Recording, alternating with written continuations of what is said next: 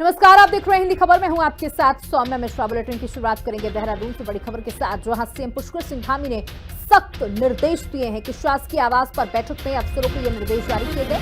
सत्यापन अभियान लगातार जारी रखने के निर्देश जारी किए गए। संदिग्ध गतिविधि पर कड़ी कार्रवाई की जाए। आधार कार्ड सरकारी दस्तावेजों को लेकर निर्देश, पुख्ता वेरिफिकेशन के बिना दस्तावेज न जारी हो।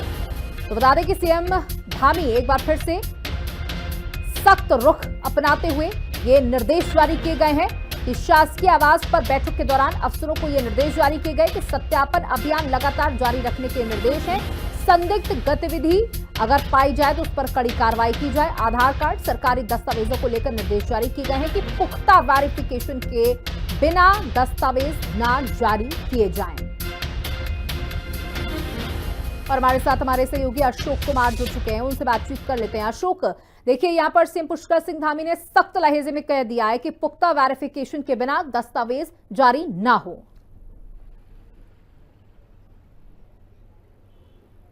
बिल्कुल सौम्या, देखिए आज मुख्यमंत्री पुष्कर सिंह धामी ने अपने शासकीय आवास पर उच्च अधिकारियों की एक महत्वपूर्ण बैठक बुलाई।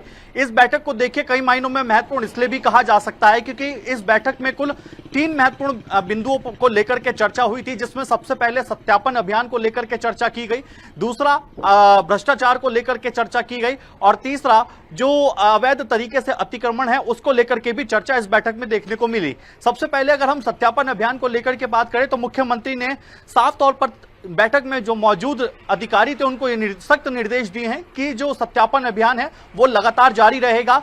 जिस किसी के भी जो सरकारी दस्तावेज अगर बनाए जाते हैं तो उस सरकारी दस्तावेज को बनाने से पहले उसके तमाम जो डॉक्यूमेंट्स हैं उनको चेक किया जाए, उनका सत्यापन किया जाए और सत्यापन पूरा होने के बाद यानी कि क्लीन चिट देने के बाद ही उसके सरकारी दस्तावेजों को तैयार किया जाए। इसके अलावा अब अगर भ्रष्टाचार को लेकर के बात करें तो भ्रष्टाचार को लेकर के भी मुख्यमंत्री ने सख्त लहजे में यह बात कही है कि कोई भी किसी भी विभाग में अधिकारी हो या कर्मचारी हो या फिर कोई भी किसी भी अन्य तरीके से भ्रष्टाचार में पूरी तरीके से सम्मिलित पाया जाता है तो उसके खिलाफ कड़ी से कड़ी कार्रवाई की जाए। ये हाल ही में कुछ दिनों में देखने को भी मिला है कि कई अधिकारी और कर्मचारियों पर इस पर गाज भी गिरी है। किस तरीके से अलग अलग हमने देखा भी कुछ विभागों में कि किस तरीके से कर्मचारी रिश्वत लेते हुए गिरफ्तार किए जाते हैं और उनके खिलाफ जो भ्रष्टाचार के तहत उन पर कार्रवाई की जाती है। चौकी प्रभारी को 1 लाख की रिश्वत के साथ गिरफ्तार किया जाता है। तो इस तरीके की कड़ी कार्रवाई भ्रष्टाचार के विरुद्ध जो है वो देखने को मिली है। इसी के साथ साथ जो अवैध अतिक्रमण को लेकर के भी इस बैठक में जो चर्चा हुई, इसको भी हम महत्वपूर्ण इसलिए कह रहे हैं कि देखिए अवैध तरीके से अतिक्रमण को लेकर के मुख्यमंत्री का विजन पूरी तरीके से क्लियर है कि प्रदेश में अगर किसी भी कोने में किसी भी तरीके से अगर अवैध अतिक्रमण होता है तो उसको बर्दाश्त नहीं किया जाएगा, उस भूमि को खाली कराने का काम किया जाएगा। इसी के साथ साथ मुख्यमंत्री ने इस बैठक में यह भी कहा है कि जहां पर भी सरकारी भूमि का निर्माण होता है तो वहां के जो स्थानीय श्रमिक हैं उनको प्राथमिकता दी जाए, यानी कि स्थानीय श्रमिकों को जब प्राथमिकता दी जाएगी सरकारी भवन बनाने के लिए तो इससे जाहिर सी बात है कि रोजगार बढ़ेगा, स्थानीय लोगों को ज्यादा से ज्यादा रोजगार मिलेगा। और साथ ही ये बात भी कही है सरकारी भवन में जो उत्तराखंड की सांस्कृतिक है उसको दर्शाया जाए, उनकी पेंटिंग्स को वहां पर बनाया जाए ताकि जो बाहर से जो लोग सरकारी भवनों में पहुंचेंगे उत्तराखंड की संस्कृति से भी रूबरू होंगे। तो यानी कि जो उच्च अधिकारियों के साथ आज मुख्यमंत्री की बैठक रही, इन तमाम मुद्दों को लेकर के जो चर्चा हुई, हर मुद्दे में अपने आप में एक जरूर इसको कहा जा सकता है कि तो इस बैठक में जो मुख्य मुद्दा रहा वो दस्तावेजों को लेकर रहा। बहुत बहुत शुक्रिया हमारे साथ जुड़ने के लिए। वहीं ऋषिकेश में राज्यपाल retired lieutenant general Gurmeet Singh के साथ सीएम पुष्कर सिंह धामी ने हेमकुंड साहिब के लिए जाने वाले पहले बैच को रवाना किया। पंच प्यारों की अगुवाई में श्रद्धालु के जत्थे को रवाना किया गया। इस मौके पर ऋषिकेश के गुरुद्वारा साहिब में आयोजित कार्यक्रम में मुख्यमंत्री ने श्रद्धालुओं की सुगम और सुरक्षित यात्रा की प्रार्थना की। सीएम ने कहा कि हेमकुंड साहिब यात्रा को अधिक सुविधा युक्त और सुरक्षित बनाने के लिए पूरी प्रतिबद्धता के साथ काम कर रही है। श्रद्धालुओं की सुविधा के लिए यात्रा मार्ग पर रोपवे निर्माण की प्रक्रिया आरंभ कर दी गई है। साथ ही धाम परिसर में पेयजल, बिजली, गर्म पानी जैसी मूलभूत सुविधाएं भी सुदृढ़ कर दी गई हैं।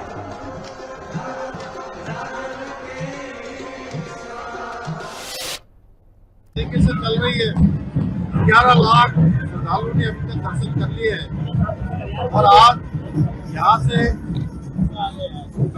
हेमकुंड साहिब यात्रा का पहला कटरा भी हो रहा है। 25 तारीख को हेमकुंड साहिब के द्वार खुलेंगे। मैं आज प्रधानमंत्री जी का बहुत धन्यवाद करता हूँ कि आप हेमकुंड साहब केदारनाथ दोनों जगह जाने के लिए भारत सरकार ने प्रधानमंत्री जी के नेतृत्व में रोपवे का स्वीकृति प्रदान कर दी है। इतना सरल हो, सुगम हो और सुव्यवस्थित हो, इसके लिए हमारे सभी प्रयास लगातार जारी रहेंगे। उत्तराखंड में त्रिस्तरीय पंचायत चुनाव को लेकर असमंजस के बादल छट गए हैं। हरिद्वार जिले को छोड़कर प्रदेश के 12 जिलों में त्रिस्तरीय पंचायत का कार्यकाल नवंबर 2024 में खत्म हो चुका है। इसके बाद उत्तराखंड शासन ने पंचायतों को प्रशासकों के हवाले कर दिया था। पंचायत में तैनात प्रशासकों का कार्यकाल मई अंत में खत्म हो रहा है, लेकिन अब राज्य सरकार के साथ ही राज्य निर्वाचन आयोग ने भी अपनी तैयारियां तेज कर दी है। पंचायती राज सचिव ने कहा कि त्रिस्तरीय पंचायत चुनाव 15 जुलाई से पहले खत्म कराने की दिशा में सरकार तैयारियां कर रही है। त्रिस्तरीय पंचायती राज व्यवस्था के अंतर्गत उत्तराखंड में 12 जिलों में चुनाव कराए जाने हैं, जिसके लिए सरकार के स्तर पर अपनी तैयारियां चल रही हैं और माननीय उच्च न्यायालय में भी हमने एफिडेविट के माध्यम से भी अवगत करा दिया है कि जुलाई माह में हमारे यहाँ निर्वाचन प्रस्तावित है। सारी चीजों को फैक्टर इन किया है इसमें। जैसे अभी इस समय पूरे गढ़वाल क्षेत्र में हमारी 4 धाम यात्रा पीक पर चल रही है। ये यात्रा धीरे धीरे जून के लास्ट तक आते आते थोड़ी शिथिल पड़ने लगती है। इसके अलावा अभी हमारे स्कूल बंद हैं, टीचर समर वेकेशंस पे हैं। चुनाव में उनकी भूमिका बड़ी महत्वपूर्ण होती है, क्योंकि हमारे इलेक्शन के जो बूथ बनते हैं वो भी स्कूलों में ही बनाए जाते हैं।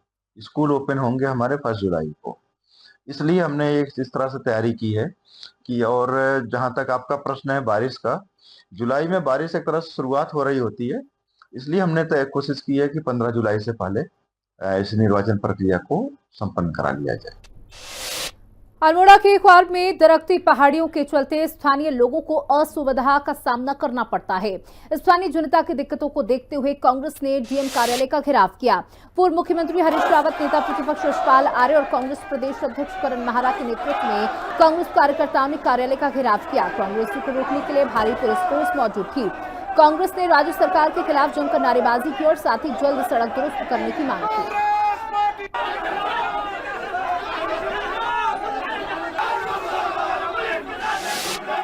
लगातार धामी की सरकार खनन माफियाओं के संग महिला अपराध में आगे रहने वाले लोगों को संरक्षण दे रही है। नारे लग रहे हैं, धामी तेरे चारों ओर लीसा लकड़ी खड़िया चोर, और पूरे उत्तराखंड में हमारे आधे हिस्से को काट के रख दिया है। क्वारा वाली घटना को कई महीने हो चुके, साल भर हो गया, पैसा रिलीज हो गया, लेकिन काम नहीं हो रहा, लोगों की जान को खतरा है। कैची धाम से आगे को हमारे लोग आ नहीं पा रहे। कौसानी देख लो, बागेश्वर देख लो, रानीखेत देख लो, अल्मोड़ा देख लो, सब जगहों के होटलियर्स खाली बैठे हैं क्योंकि टूरिस्ट आ नहीं रहा डर के मारे, क्योंकि कैची से आगे को आने की स्थिति नहीं, घंटों के जाम लग रहा है। हम वैकल्पिक मार्ग की बात कर रहे हैं। हम देख रहे हैं कि कई हमारे जो बीमार लोग हैं वो लोग वहाँ जाते जाते रास्ते में दम तोड़ दे रहे हैं। हमारी एम्बुलेंस बाहर नहीं निकल पा रही। आखिर क्या कर रही है सरकार? बर्बाद करके रख दिया पूरे उत्तराखंड को। कुमाऊं का ये रीजन, अल्मोड़ा, बागेश्वर, पिथौरागढ़, चंपावत, हमारा पूरा टूरिज्म खत्म हो गया। अल्मोड़ा, पिथौरागढ़, बागेश्वर, चंपावत का कुछ हिस्सा और जो है रानीखेत, गैरसैंण की अर्थव्यवस्था से जुड़ा हुआ हिस्सा है। 3-4 साल से इससे और कैंची धाम के जाम की वजह से चीज़ों के दाम कहाँ पहुँच जा रहे हैं। लोग परेशान हैं, यात्री परेशान हैं। हमारे सामान की जो आवक है इन क्षेत्रों के अंदर, उसके मूल्य 15 से 20% बढ़ गए हैं। लूट रहे हैं लोग, लेकिन ये जाग ही नहीं रहे। हमने तय किया है कि इसके बाद कमिश्नर के घर तक मार्च करेंगे, और जब कमिश्नर भी नहीं कर पाएगा, लाचार होगा, तो चीफ सेक्रेटरी के घर मार्च करेंगे। नैतिक जिम्मेदारी है, हमारा धर्म है, और जिस तरह से जो हमारी लाइफ लाइन है, सड़कें, क्वारब का पुल आज तक सरकार नहीं बना पाई है। पूरा क्षेत्र में खैदा से लेकर अल्मोड़ा तक जाम की स्थिति पैदा हो गई है। सरकार सोई हुई है, और एक भ्रष्टाचार ने, मैंने कहा कि सारी सीमाएं लाद दी है। भ्रष्टाचार में यह सरकार अव्वल नंबर पर है, और हमारी नैतिक जिम्मेदारी है कि हम सरकार के खिलाफ मुखर होकर जनता की आवाज़ बने। और आज इसीलिए अल्मोड़ा के इस जिलाधिकारी कार्यालय में हम लोग धरने पर बैठे हैं और ये लड़ाई यहीं पर खत्म नहीं होगी। ये लड़ाई और दूर तक जाएगी जब तक भारतीय जनता पार्टी को प्रदेश से बेदखल न करेंगे। कांग्रेस के कार्यकर्ता चुप नहीं बैठेंगे। हरिद्वार के रोशनाबाद में वंदना कटारिया स्पोर्ट्स स्टेडियम का नाम बदलकर योग स्थली खेल परिसर रखे जाने पर विवाद खड़ा हो गया। नाम बदलने को लेकर कांग्रेस ने हरिद्वार में प्रदर्शन किया। कांग्रेस कार्यकर्ताओं ने महिला खिलाड़ियों के सम्मान के खिलाफ बताते हुए राज्य सरकार पर निशाना साधा। ओलंपिक खिलाड़ी वंदना कटारिया उत्तराखंड की गौरवशाली बेटी है, जिन्होंने टोक्यो ओलंपिक 2021 में शानदार प्रदर्शन किया था। उनके सम्मान में स्टेडियम का नामकरण किया गया, जिसे अब बदल दिया गया है। तो वहीं दूसरी तरफ सरकार के पक्ष है कि हरिद्वार योग और अध्यात्म की धरती है और नया नाम इसकी सांस्कृतिक पहचान को मजबूत करेगा।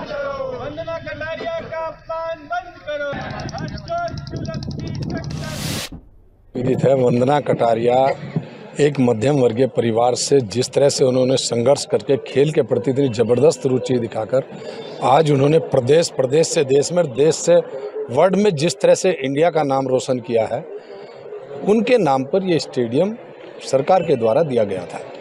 लेकिन भाजपा की जो नीति और रीति है, उनको दलित विरोधी जो दिमाग में उनकी मंशा है, रामजन विरोधी जो मंशा है, उसका उन्होंने बिल्कुल पर्दाफाश करके स्पष्ट रूप से दिखा दिया कि हम दलित विरोधी हैं।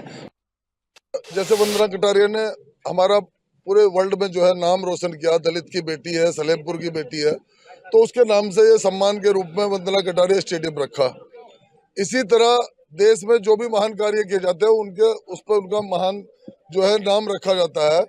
इसी तरह भारतीय जनता पार्टी के पास एक भी कोई चेहरा देश की आज़ादी से लेकर आज तक ऐसा नहीं है जिसके नाम पे वो कोई नाम किसी का रख सके।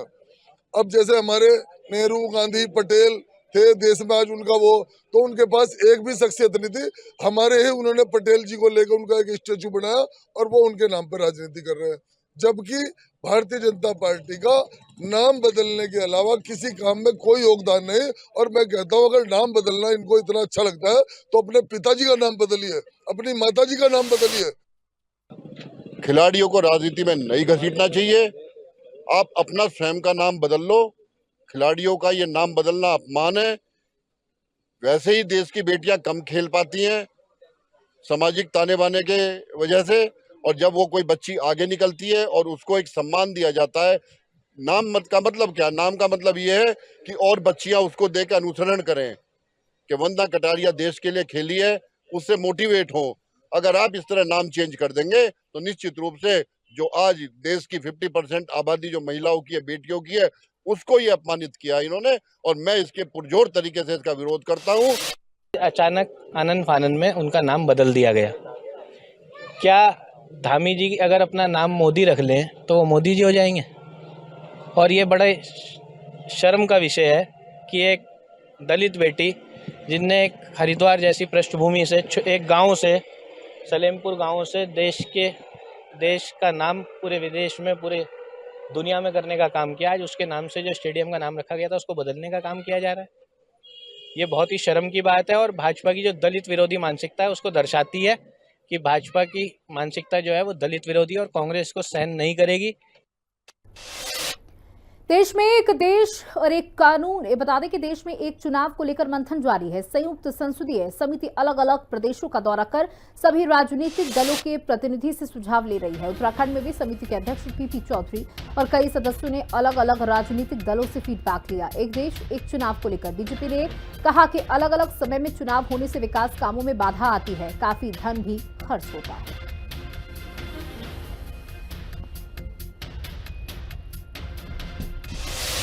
एक देश एक चुनाव के लिए संसदीय समिति उत्तराखंड दौरे पे है और कांग्रेस का 2 सदस्यीय प्रतिनिधिमंडल जो है संसदीय समिति से मिला है। कांग्रेस पार्टी ने जो अपना विचार है उनसे साझा किया है। कांग्रेस पार्टी ने स्पष्ट तौर पर कहा है कि ये एक बहुत जटिल प्रक्रिया है, क्योंकि बहुदलीय लोकतंत्र में अगर जो है कभी। सुनिए मुख्यमंत्री पुष्कर सिंह धामी क्या कुछ कह रहे हैं। सुगम और सुरक्षित सेवाएं प्रदान करने के लिए प्रतिबद्ध है, लेकिन हम सभी जानते हैं जैसे जैसे राज्य में वाहनों की संख्या में वृद्धि हुई है। आने वाले पर्यटक, आने वाले तीर्थयात्री, श्रद्धालु, और जिस प्रकार से एकदम से वाहनों की संख्या में बढ़ोतरी हुई, सड़क दुर्घटनाओं की संख्या में भी चिंताजनक बढ़ोतरी हुई है। मुझे बताया गया कि राज्य में वर्ष 2024 में कुल 1747 वाहन दुर्घटनाओं में 1000 लोगों की मृत्यु हुई और 1547 व्यक्ति घायल हुए, जबकि इसी वर्ष जनवरी से अप्रैल तक 546 सड़क दुर्घटनाओं में 372 लोगों ने अपनी जान गंवाई और 905 व्यक्ति घायल हुए। इसलिए राज्य में दुर्घटनाओं की रोकथाम के लिए हमने फरवरी 2025 में नई उत्तराखंड सड़क सुरक्षा नीति 2025 लागू की है। इस नीति के अंतर्गत संबंधित विभागों की जिम्मेदारियां निर्धारित करते हुए वर्ष 2030 तक सड़क दुर्घटनाओं में होने वाली मृत्यु दर को 50% तक कम करने का लक्ष्य रखा गया है। मुझे पूरा विश्वास है आप सभी पूरी निष्ठा और समर्पण के साथ इस लक्ष्य को प्राप्त करने में सहयोग करेंगे ना? अरे जोर से बोलिए, करेंगे ना? भाइयों बहनों, हमारी सरकार का संकल्प है कि प्रदेश के योग्य, परिश्रमी और प्रतिभावान युवाओं को उनकी काबिलियत के आधार पर पारदर्शी तरीके से समान अवसर प्राप्त हों। पारदर्शी तरीके से होने वाली भर्ती और पदोन्नति युवाओं को उनके अंदर भरोसा जगाती है, उनका आत्मबल, आत्मविश्वास बढ़ाने का काम करती है और ये पारदर्शिता बेहतर तरीके से उन्हें प्रतियोगिताओं में उतरने के लिए भी प्रेरित करती है। हमारी सरकार इस दिशा में निरंतर काम कर रही है। आप सभी जानते हैं कि पूर्व की सरकारों के समय में भर्ती परीक्षाओं पर लगाए कलंक को मिटाने के लिए हमने राज्य में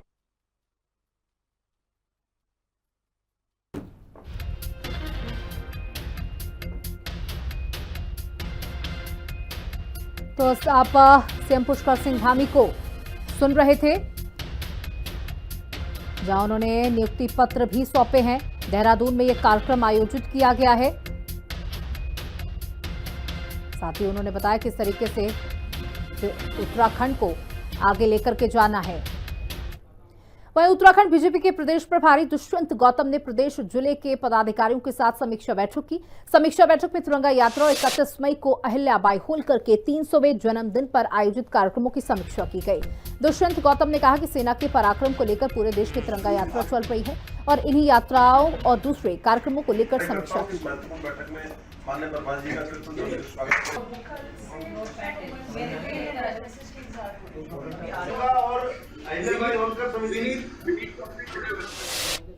सब कार्य रूटीन के अंदर हैं। 14 राज्यों के हम प्रदेश अध्यक्ष घोषित कर चुके हैं। कुछों का पाइपलाइन में चल रहा है, जल्दी ही, क्योंकि आपको जो एक आतंकवादी घटना घटी थी पहलगांव में, उसका जवाब देना, उस पर ध्यान करना बहुत ज़रूरी था। तो इस दौरान हम संगठन का काम करते तो आप ही लोग जवाब करते। इधर तो आतंकवादी हम पे घटना कर रहे हैं और आप चुनावों में लगे हो। वो प्रक्रिया में अभी जल्द ही घोषणा की जाएगी। अहिल्याबाई होलकर जी की 300वीं जयंती हम लोग मना रहे पूरे देश भर में। 31 मई को उनका जन्म दिवस पूरे देश भर में मनाया जाता है। तो अहिल्याबाई होलकर जी के विषय में पूरे देश भर में जानकारी देने का काम महिला मोर्चे के द्वारा किया जा रहा है। उसके लिए हमने 3-3 लोगों की कमेटी प्रत्येक जिले में बनाई है। प्रदेश स्तर पर भी उसकी समिति बनी है। तो अहिल्याबाई होलकर जी का समाज के लिए क्या योगदान है, नारी शक्ति के जन जागरण के लिए उन्होंने क्या क्या काम किए हैं, समाज के उत्थान के लिए उन्होंने क्या क्या काम किए हैं, तो इन सभी के विषय में गोष्ठियों के माध्यम से, पत्रकार वार्ताओं के माध्यम से, अन्य माध्यमों से जन जागरण का काम वर्तमान में चल रहा है। इस कार्यक्रम की भी समीक्षा आज रहेगी। खबर टिहरी से है, जहां अनुसूचित जाति आयोग के अध्यक्ष मुकेश कुमार ने ग्राम पंचायत से आए प्रतिनिधियों को सरकार की योजनाओं की जानकारी दी। मुकेश कुमार ने कहा कि अनुसूचित जाति के लोग आज भी सरकार की योजनाओं का लाभ नहीं उठाते, क्योंकि सभी योजनाएं अब ऑनलाइन होने के कारण लोगों को योजनाओं की जानकारी कम होती है, जिसके कारण सरकारी योजनाओं के लाभ से वंचित रह जाते हैं। लेकिन इन्हीं खामियों को दूर करने के लिए मुख्यमंत्री पुष्कर सिंह धामी ने हर विकासखंड स्तर पर 2 प्रशिक्षित युवाओं को ग्रामीण क्षेत्रों में ट्रेनिंग देने की घोषणा की है। तो बताते चले आपको कि ये इस योजना का आयोजन किया गया है, जहां पर ये टिहरी से खबर आपको दे रहे हैं। अनुसूचित जाति आयोग के अध्यक्ष मुकेश कुमार ने ग्राम पंचायत से आए प्रतिनिधियों को सरकार की योजनाओं की पूरी विस्तृत जानकारी साझा की। साथ ही कालाडूंगी के चकलवा में बारिश होने से बरसाती नाले के पानी का डाइवर्जन जंगल की तरफ न होने के कारण किसानों की फसलों को काफी नुकसान हुआ। तो वहीं दूसरी तरफ चकलवा में अस्थायी वैली ब्रिज के कमजोर पड़ने पर एसडीएम पारितोष वर्मा ने पुल का निरीक्षण किया। बता दें कि पुल के नीचे सुरक्षा दीवार बनाने को लेकर लोक निर्माण विभाग को जल्द काम पूरा करने के निर्देश दिए गए। वहीं बरसाती नाले का डाइवर्जन जंगल की ओर करने को लेकर वन विभाग के अधिकारियों के साथ बैठक की गई।